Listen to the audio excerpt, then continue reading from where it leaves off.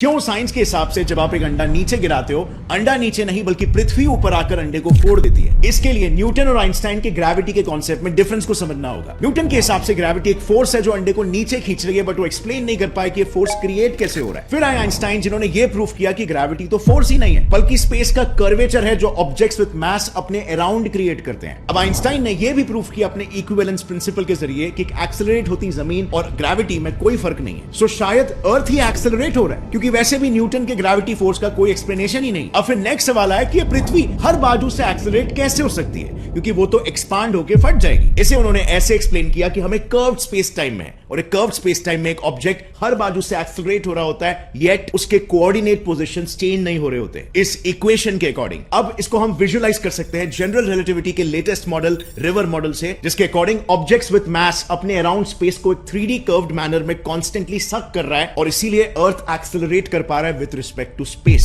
Without changing its position. Acceleration is relative, don't forget. लेकिन हमारे या अंडे के पर्सपेक्टिव से पृथ्वी एक्सेलरेट होकर ऊपर आ रही है रिलेटिवली, और इस वजह से अगर आप नॉर्थ पोल से कूदो या साउथ पोल से, अर्थ द्वारा क्रिएटेड स्पेस कर्व की वजह से आपका पैथ अर्थ के सेंटर की तरफ ही डायरेक्ट होगा। सो यस, पृथ्वी एक्सेलरेट होकर अंडे से टकरा रही है और अर्थ एक्सपैंड भी नहीं हो रहा है और सारे ऑब्जेक्ट्स अर्थ के सेंटर ऑफ मास की तरफ अट्रैक्ट होते हुए नजर आएंगे, जबकि अर्थ खुद एक्सेलरेट कर रहा है। Einstein general relativity in short. Follow for more.